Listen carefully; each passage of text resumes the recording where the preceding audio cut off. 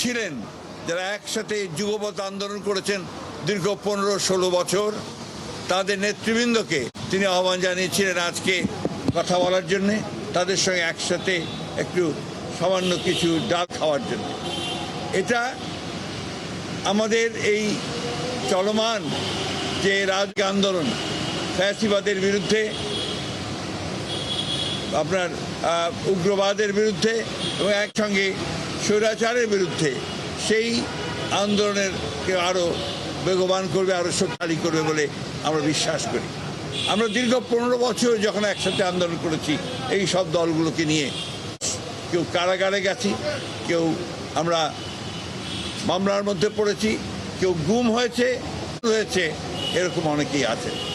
আজকে সেই জন্যই একটা আবেগঘন পরিবেশ সৃষ্টি হয়েছিল। মাননীয় প্রধানমন্ত্রী তাদের সকলের সঙ্গে অত্যন্ত আন্তরিকতার সঙ্গে দেখা করেছেন, প্রত্যেকের সঙ্গেই, এবং তিনি কথা বলেছেন। আমাদের অনেকগুলো রাজনৈতিক দল তারা কথা বলেছেন, তারা সবাই মাননীয় প্রধানমন্ত্রীর যে শুরু সরকার চালানোর, সেই শুরুটাকে তারা অত্যন্ত প্রশংসা করেছেন।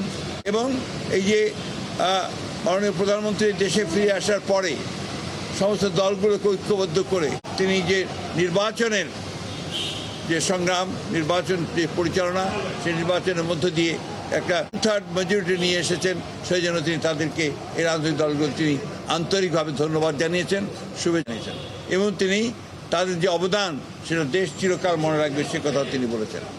তিনি বলেছেন যে এই মাসের মধ্যে সম্ভব হয়নি হয়তোবা বিভিন্ন কাজের তাড়াহুড়ার, কাজের অগ্রাধিকারের ভিত্তিতে সব দলগুলোর সঙ্গে কথা বলার, কিন্তু এর মধ্যে সরকার যে কাজগুলো করে কাজগুলো ছিল জনগণের একদম কাছাকাছি যাওয়ার কাজ। আপনারা সবাই জানেন, সেগুলো আমি রিপিট করতে চাই না। যেমন 10,000 টাকার কৃষি ঋণ প্রথম ক্যাবিনেট মিটিংয়ে সুদসহ মওকুফ করা হয়েছে। ফ্যামিলি কার্ড কমিট করেছিলেন, সেই ফ্যামিলি কার্ড শুরু হয়েছে। কৃষক কার্ড দেওয়ার কমিট করেছিলেন, কৃষক কার্ড দেওয়া শুরু হয়েছে। মসজিদের ইমাম, পুরোহিত বা আপনার চার্চের ফাদার এবং আপনার ধর্মযাজক ধর্মের, তাদেরকে ভাতা দেওয়া শুরু হয়েছে। খেলোয়াড়দের ভাতা দেওয়া হয়েছে। খাল খনন কর্মসূচি শুরু হয়েছে। এই কাজ কিন্তু শুরু হয়েছে প্রথম থেকেই। এবং 9-20 যে আন্দোলন ছিল, সেই আন্দোলনটাও শুরু হয়েছে। সবচেয়ে বড় হচ্ছে যে সরকারকে গুছিয়ে একটা জনগণের কাছে নিয়ে যাওয়ার কাজটা তিনি শুরু করেছেন। আমাদের এটা অবশ্যই মনে রাখতে হবে, যার ধ্বংসস্তূপের মধ্য থেকে কিন্তু কাজ শুরু করেছি। একেবারেই অর্থনীতি সর্বাপ্ত হয়েছে, লুট করে নিয়ে গেছে সমস্ত ব্যাংকগুলো, সব জায়গায় একটা নৈরাজ্য সৃষ্টি করেছিল, সমস্ত প্রতিষ্ঠানগুলোকে ভেঙে ফেলেছিল।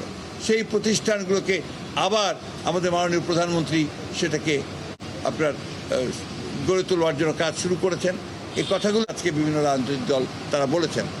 আজকে তিনি বলেছেন যে তিনি এর পরে প্রায়শই, অর্থাৎ যতটা দ্রুত সম্ভব, বিভিন্ন রাজনৈতিক দলগুলোর সঙ্গে তিনি বসবেন, রাজনৈতিক দলগুলো আবারও কাজ একসাথে, এবং তাদের যে মত বিনিময়, সেই মত বিনিময়গুলো হবে। সবচেয়ে বড় জিনিস যেটা তিনি বলেছেন যে 31 দফা কর্মসূচি যেটা আমরা একসাথে, সেই 31 দফা কর্মসূচি বাস্তবায়িত হবে।